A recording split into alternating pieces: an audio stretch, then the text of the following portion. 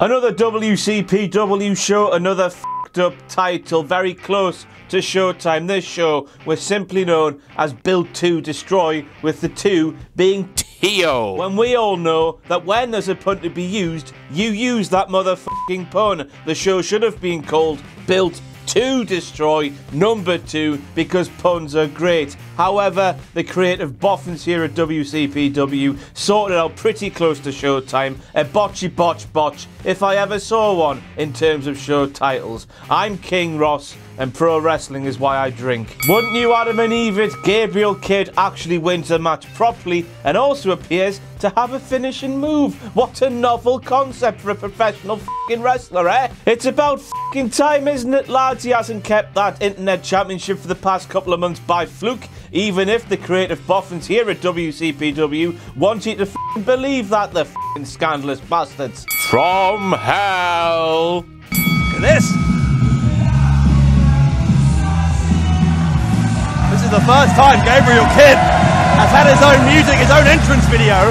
After pulling a performance worthy of a spot on Rio's World Cup wind-ups, my boy Prince Amin revealed that Gabriel Kidd has his own theme now. F***ing hell, lads, let's not go too quickly. Just after the theme starts playing, Dave Bradshaw himself claims that this is the first time ever in WCPW history that Gabriel Kidd has had his own theme song. And I'm just here to say, Dave, no, pal, no, this is not my Gabriel Kidd. This is my Gabriel Kidd. My Gabriel Kidd enjoys a bit of 80s synth pop in Germany in 1989. Play the music, please, and let's bask in all of its bastard glory.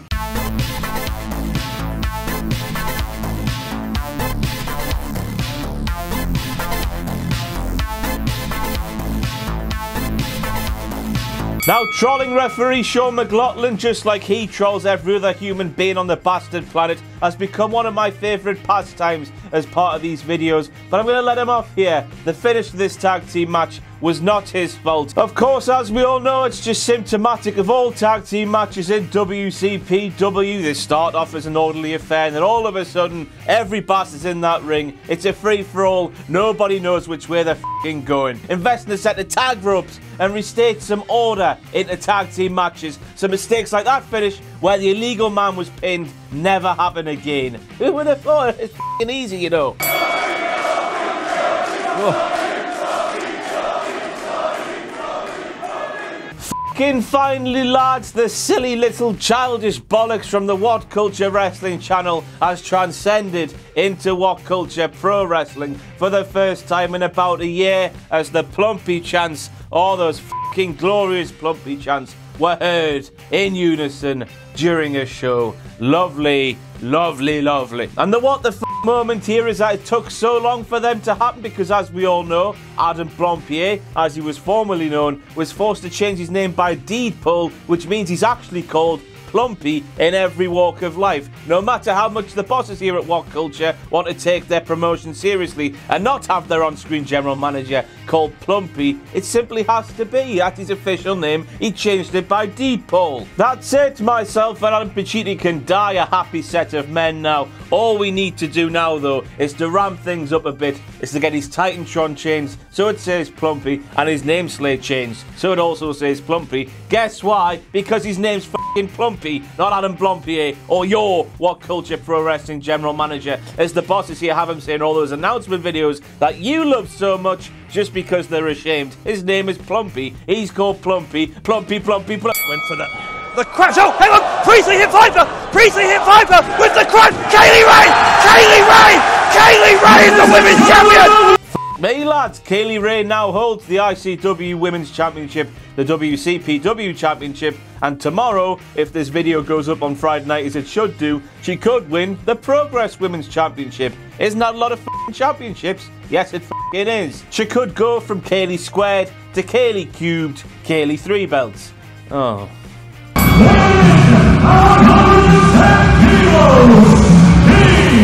is the Iron King!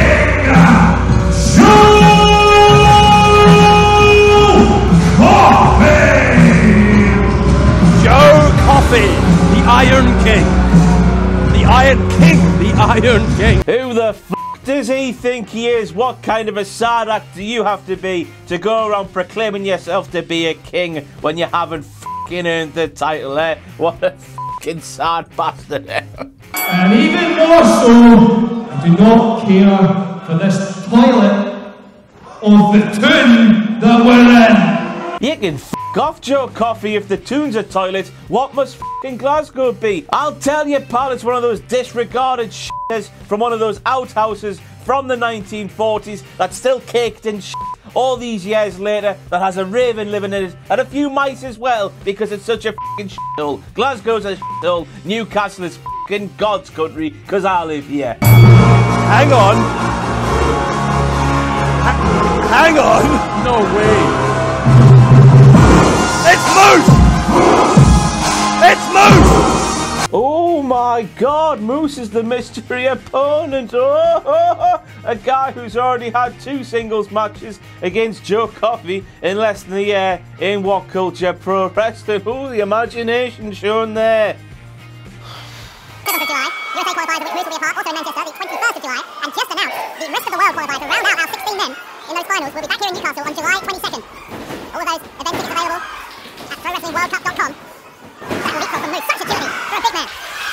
And on the subject of Japan, Bradshaw, Joe Coffey and Moose, in fact, criticism from Moose. But Joe Coffey has been to Japan and he impressed everyone over with moves like that. Nip up from Moose. Is that f***ing Ricochet Osprey? F***ing hell. Moose gets to the rope, and now let's see. Coffey does break it. It's a Coffey break.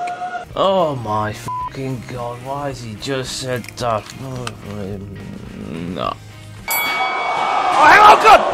Did you see that? The cheap shot! I didn't see a thing. No, we didn't f***ing see it, did we, Dave? Because that camera shot was far too late to the party. That camera shot didn't just miss the party, it turned up when the party had finished, and every who was at the party was passed out on the bastard floor. A crucial moment in the storytelling of this match, completely f***ed up by some shoddy camera cutting by somebody who I will not name, otherwise they might top themselves by taking their shoes and socks off and throwing themselves down a flight of stairs. That's an in-joke that only me and that person get. So f*** off. James R. Kennedy.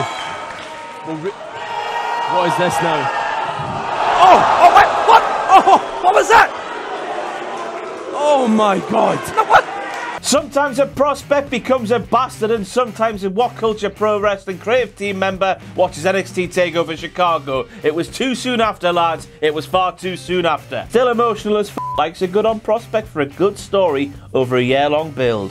To another former client and primate after King Ross stole him, I might add. Well, I guess we've got a new definition for stealing, lads. Now it means angry hard bastard monkey man gets sick of not getting over with George Michael cosplayer, succumbs to YouTube sensation for help after YouTube sensation and angry hard bastard monkey man do a series of videos in Orlando which were received very well by you set of filthy marks. It's a business call that makes complete sense for primate, so Jimmy, just wind it f***ing in and stop bringing me up on commentary, you sad George Michael bastard.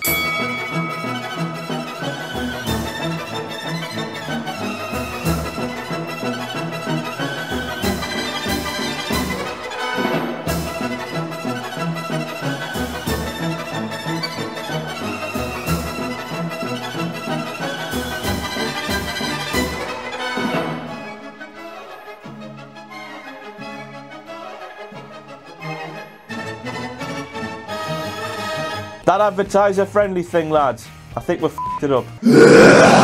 I couldn't have said any better myself. Kennedy? Kennedy grabs the chair!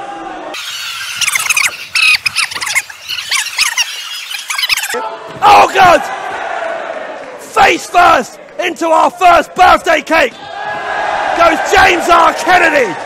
How? Jamie, you f***ing knob. It's always got to be about you, hasn't it? Me? I've learned from my mistakes, and I thought the severity of the match and the magnitude of crowning were hey. The first ever What Culture Pro Wrestling Hardcore Champion meant that any distractions, like the thing you did there, were absolutely unnecessary because it would have took away from the brutality that was taking place in the ring. You should have done the same thing and stayed away like I did instead of bastardizing the whole thing. I know we're all about the bands here at What Culture, but you and that cake spot, it cheapened the match match for me. It took away from the brutality. It took you out of that moment where two men were physically killing themselves for a championship by seeing a George Michael cosplayer with some chocolate cake on his face. For f***'s sake, Jamie. You might have noticed by now, no more silly bollocks from me. I don't give a f*** anymore. Ladies and gentlemen, the winner of the match,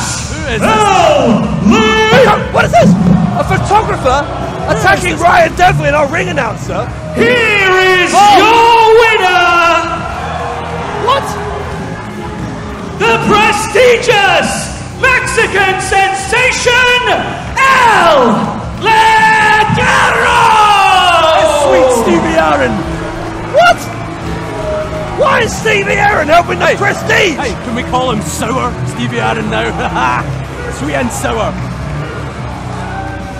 This is the worst thing that's ever happened in WCPW in so many ways. Dave, I could not agree more. Who the f*** cares about Sweet Stevie Aaron? He's a f***ing ring announcer, for crying out loud. It's the most inoffensive position just about on an entire wrestling show. Why the f*** are we turning him heel? We'll have no bastard faces left soon enough. Soon we'll see the crew members who come down to the ring to take the wrestlers' entrance gear back up the ramp so they can collect it after the match. Them going, I'm not going to do that for you, I'm turning heel. Where does it stop, WCPW creative team? Where the f*** does it stop if you're turning Sweet Stevie Aaron heel? F*** me.